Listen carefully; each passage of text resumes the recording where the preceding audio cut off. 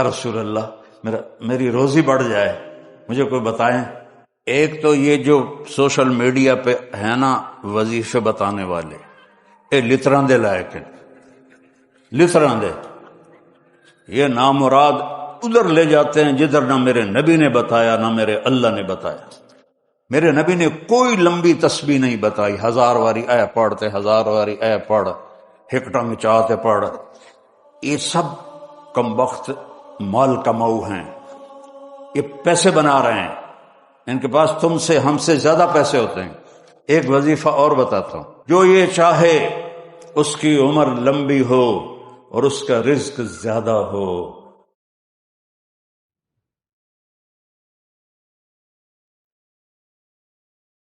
قناعت والی زندگی سیکھو، نماز سے رزق بڑھتا ہے۔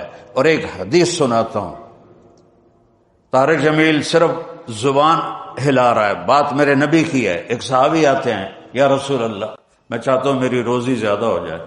آپ چاہتے ہیں سارے؟ بولو۔ میں بھی چاہتا ہوں، میرا بھی دل کرے اندر میری زمین نہ چو ڈھیر کپا ہوئے، ہم سارے چاہتے ہیں۔ یا رسول اللہ میری روزی بڑھ جائے، مجھے کوئی بتائیں۔ ایک تو یہ جو سوشل میڈیا پہ ہے نا وظیفے بتانے والے، اے لتراں دے لائق ہیں، لتراں دے، یہ نامراد ادھر لے جاتے ہیں جدھر نہ میرے نبی نے بتایا نہ میرے اللہ نے بتایا۔ ایک تو ان کو سننا چھوڑ دو، میں اپنے نبی کا وظیفہ بتا رہا ہوں جو ہر آدمی، ہر مرد عورت کر سکتا ہے، چھوٹا بڑا بوڑھا جوان۔ یا رسول اللہ میری روزی بڑھ جائے۔ آپ نے کیا کہا؟ ادم علی الطہارہ یوسع علیک رزقک، با وضو رہا کر تیرا رزق بڑھ جائے گا۔ میرے نبی نے کوئی لمبی تسبیح نہیں بتائی، 1000 واری اے پڑھتے، 1000 واری اے پڑھ، ہکٹنگ چاہتے پڑھ۔ یہ سب کم وقت مال کماؤ ہیں، یہ پیسے بنا رہے ہیں، ان کے پاس تم سے ہم سے زیادہ پیسے ہوتے ہیں۔ اور نہ یہ اس چکر میں پڑو کہ جادو ہو گیا، جنوں پھرولو جادو ہو گیا، سایہ ہو گیا ہے۔ بھائی کتھے سایہ ہے، کتھے اتنے جادوگر پیدا ہو گئے بے ہر ویلے پھوکی جاندے تے تانوں تباہ کیتی جاندے۔ یہ سب فراڈ ہیں، یہ جو جادو ہو گیا اور جادو کا عمل کرنا پڑے گا اور ہانڈی چڑھانی پڑے گی اور پتہ نہیں کی کرنا پڑے گا، زمین میں دبانا پڑے گا، یہ سارے الودے پٹھے نے، اور تسی سارے بے وقوف ہو جڑے انہاں دے مگر لگے ہویا۔ میرے نبی کا وظیفہ سنو، ادم علی الطہارہ یوسع علیک رزق، تو باوضو رہ تیرا رزق بڑھ جائے گا۔ ایک وظیفہ اور بتاتا ہوں، میرے نبی نے فرمایا، یہ آپ نے خود فرمایا، یہ باوضو رہنے کا پوچھنے پہ ایک صحابی نے پوچھا کہ میں چاہتا ہوں میرا رزق بڑھ جائے، تو آپ نے فرمایا باوضو رہا کر رزق بڑھ جائے گا۔ اور باوضو رہنے کے کچھ اور فائدے بتاؤں۔ ایک دفعہ شیطان ہمارے نبی کی خدمت میں حاضر ہوا، آپ نے فرمایا یار ایتا دس تیرے دشمن کتنے ہیں؟ کہنے لگا 15۔ تو آپ نے فرمایا کون؟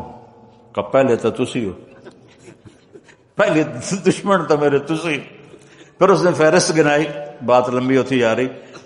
اس نے کہا پھر وہ مومن مرد اور عورت جو باوضو رہتے ہیں وہ میرے بڑے دشمن ہیں، ان سے مجھے ڈر لگتا ہے۔ اور باوضو سو جاؤ تو موت آ گئی تو شہادت کی ہوگی، باوضو سو جاؤ تو ایک فرشتہ تمہارے لیے دعا کرتا رہے گا، باوضو سو جاؤ شیطان ڈر کے پیچھے ہٹ جائے گا۔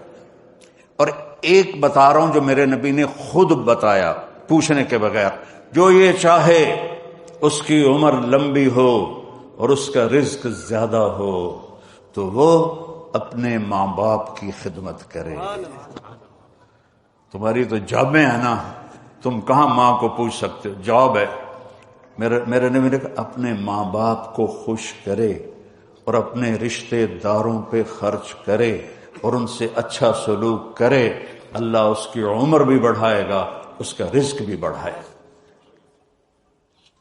اور ماں باپ کی دعائیں وہاں پہنچا دیتی ہیں اللہ کی قسم جہاں کوئی نہیں پہنچ سکتا۔ میں نے اس زمانے میں میڈیکل چھوڑا جب ڈاکٹر ایک بہت بڑی تصویر تھی، چونکہ وہ ڈاکٹر تھے व्यापारी नहीं थे, सौदागर नहीं थे, एकदम ही ले लो, एकदम ही ले लो, एकदम ही ले लो, डॉक्टर थे। और मौलवी एक कीड़ा था, कीड़ा, गंदगी का कीड़ा। और मैं एक जिम्मेदार खानदानी जिसमें तकब्बुर की इंतहा, इंसान को इंसान नहीं समझते थे हमारे बड़े। तो अल्लाह ने मेरा कांटा बदला, मेरा हाथ पकड़ा, आज मैं आपके सामने खड़ा हूं। ये उसकी मेहरबानी है, उसका करम है, उसका फजल है, उसका एहसान है। तो मैं कॉलेज लाइफ तक बहुत रूड था, न माँ की परवाह थी न बाप की परवाह थी। तो मेरे माँ बाप को मुझसे बहुत गिला रहता था। तो मैं लाहौर में पढ़ता था, तो मैं खत उस वक्त लिखता था जब पैसे मुक जाते हैं। तो एक दफा मेरे बाप ने मुझे खत लिखा, बेटा जब पैसे खत्म होते हैं तो खत लिखते हो, कभी एवं भी खत लिख देता कर भाई तेरा की हाल है। पता ही नहीं था माँ किसे कहते हैं, बाप किसे कहते हैं। तो नबी की जिंदगी पढ़ी तो पता चला, आप अंदाजा लगाएं। बेटा बह जा, बह जा। मेरे नबी ने फरमाया, ये औरतें भी बैठी हैं, काश मेरी माँ होती जिंदा और मैं इशा की नमाज की नीयत बांध के फर्ज नमाज मस्जिद की मुसल्ले पर पीछे नमाजी होते और मैं सूरत फातिहा शुरू कर चुका होता, अल्हम्दुलिल्लाह रब्बिल आलमीन, और इधर मेरे घर से मेरी माँ कहती मोहम्मद, तो मैं नमाज तोड़ के कहता जी अम्मा जान मैं आया, जी अम्मा जान मैं आया। ये माँ का मर्तबा बताया। यहां तो सिर्फ पौंड को दुनिया जानती है।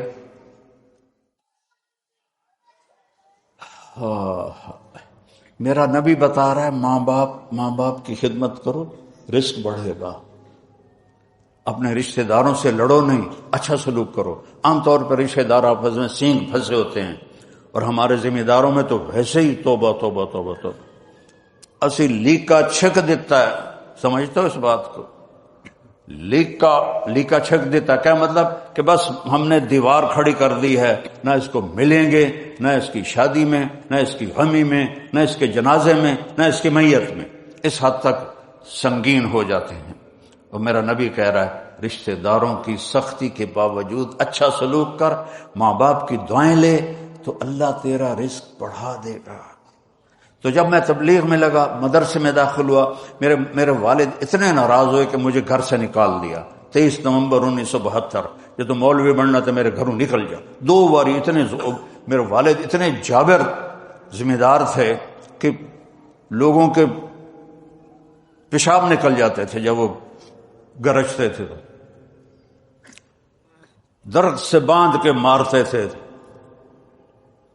मुझे कहा, और मेरी उम्र कितनी? 18 साल। मैं खुद हैरान होता हूं कि एडी छोटी उम्र मेरे अल्लाह ने मेरू किवें हिम्मत दी।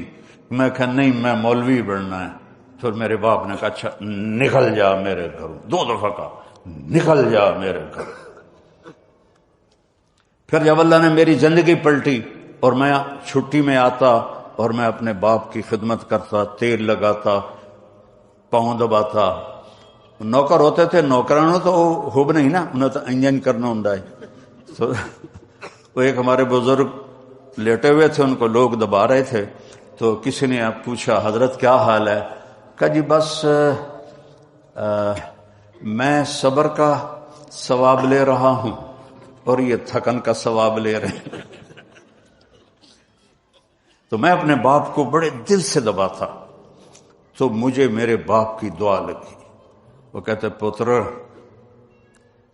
मेरियां अखियां तो नहीं वेखना, पुत्र मेरियां अखियां तो नहीं वेखना, पर तू वेखी एक दिन अल्लाह तेनू बड़ी इज्जत देसी। ये मेरे बाप की दुआ मुझे